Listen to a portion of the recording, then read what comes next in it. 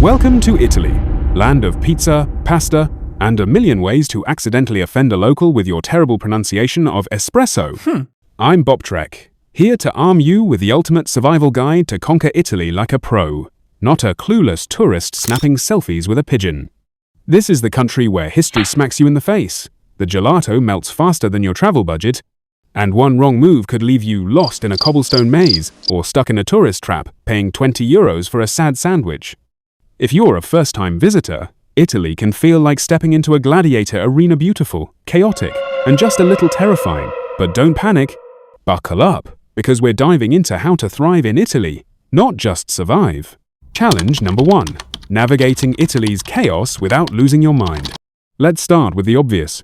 Italy is chaotic. Picture this. Rome streets are a free-for-all where scooters zoom past like they're auditioning for a Fast and Furious sequel, and pedestrians play a real-life game of Frogger. Venice? Good luck finding your way through those winding alleys that look like they were designed by a drunk cartographer. And don't get me started on Florence, where you're dodging selfie sticks and street vendors selling overpriced leather like it's Black Friday. The public transport, oh, it's a gamble.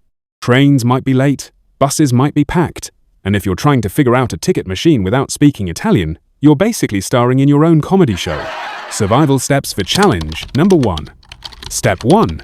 Do not wing it with navigation. Download the Citymapper app before you even board your flight. It's like having a sassy Italian nonna in your pocket, guiding you through Rome's metro, or telling you which bus in Naples won't leave you stranded. Plug in your destination, and it'll give you real-time options: train, bus, or even how long it'll take to walk when the driver inevitably goes on strike. Step 2. Learn the art of walking like an Italian. In Italy, hesitation is your enemy. Cross the street with confidence. Even if a Vespa's barreling toward you, drivers expect you to move like you own the place. Pro tip: follow a local. They've mastered the art of dodging traffic without breaking a sweat. Just don't stop in the middle of the sidewalk to check your map. You'll cause a human pileup faster than you can say, ciao.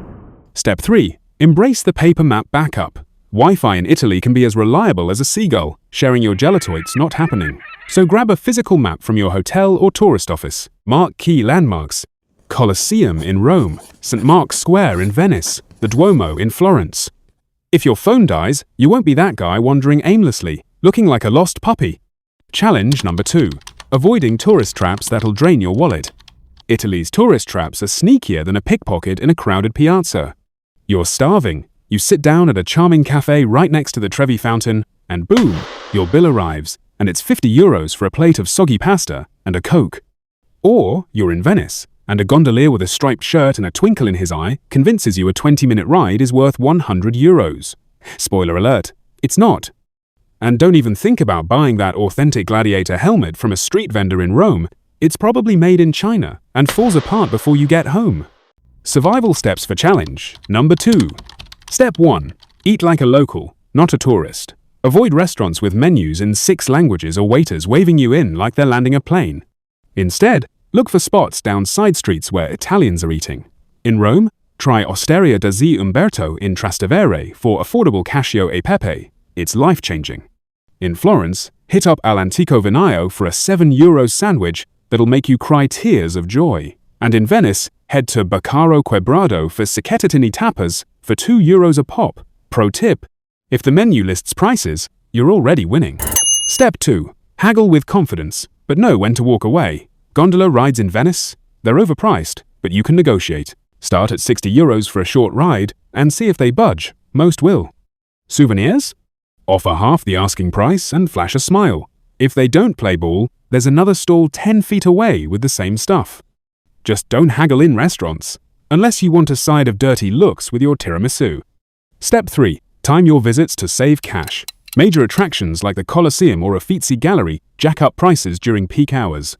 Book tickets online for early morning or late afternoon slots. Fewer crowds, lower prices, and you'll actually enjoy the Sistine Chapel without feeling like you're in a mosh pit.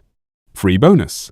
Many churches, like Santa Maria Novella in Florence, are practically museums and cost nothing to enter. Challenge number 3. Decoding Italian culture without accidentally starting a feud.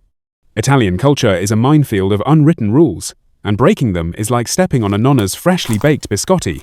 Order a cappuccino after 11 a.m. You're basically screaming, "I'm a tourist, judge me." Tip too much, or worse, too little, You might confuse locals. Since tipping isn't a big deal in Italy, most places add a small coperto fee, so don't stress about leaving extra unless the service is amazing. And if you try speaking Italian without knowing the basics, you might accidentally call someone's grandma a meatball instead of saying hello. Italians are warm, but they've got zero patience for clueless foreigners who don't respect the vibe. Survival steps for challenge number 3. Step 1. Master the coffee code. Espresso is king. Order it at the bar, slam it back in one gulp, and move on. Cappuccino? Fine, but only at breakfast. If you're craving milky coffee after lunch, ask for a cafe macchiato. It's an espresso with a whisper of milk, and locals won't side-eye you. Oh, and don't sit down unless you're ready to pay double. Stand at the counter like a pro. Step 2. Learn 5 magic phrases. Buongiorno for good morning, grazie mille for thank you, scusi for excuse me, per favor for please, and quanto costa for how much is it. Nail the pronunciation, roll those R's like you're auditioning for The Godfather. Italians will appreciate the effort, and you might even score a smile or a free limoncello. Step 3. Respect the pace. Italians take life slow, lunch can last 2 hours, and shops close for siesta like it's a sacred ritual. Don't rush waiters or expect 24/7 convenience like you're in New York. Embrace the dolce vita, and you'll blend in. Bonus tip, dress sharp. Italians judge books by their covers, so skip the flip-flops and fanny packs, unless you want to be pegged as that American. What if it goes wrong? Oh no, you're lost in Venice. Now, let's talk worst-case scenario, because Italy loves throwing curveballs. Picture this. You're in Venice, you took a wrong turn chasing a cute cafe, and now you're in a maze of canals where every bridge looks the same.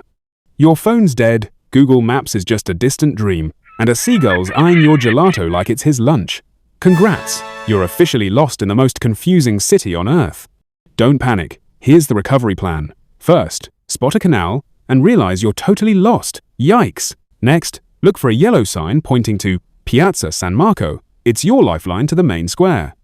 Then, charm a local with a sheepish grin and say, "Scusi, dove San Marco?" Italians love helping lost souls, especially if you're polite. Worst case, pop into a bar and buy a €1 espresso, you'll get directions and a caffeine boost. Keep moving, stay calm, and you'll be back to snapping canal pics in no time. Just don't drop your gelato, that seagull's still watching. Italy might feel like a wild ride, part history lesson, part food coma, part obstacle course, but you've got this. Armed with these tips, you'll navigate Rome like a modern gladiator, dodge Venice's traps like a canal-hopping ninja, and charm Florentines with your flawless grazie. Walk those cobblestone streets like you own them, and you'll leave with a belly full of carbonara, a camera full of memories, and stories that'll make your friends jealous. So, go forth and conquer Italy, just don't order that cappuccino at dinner. Smash that like button if this guide saved your trip, subscribe for more BopTrek travel hacks, and drop a comment telling me which Italian city you're tackling first, Rome, Venice, or somewhere else. Buon viaggio, my friends, and I'll see you in the next BopTrek video.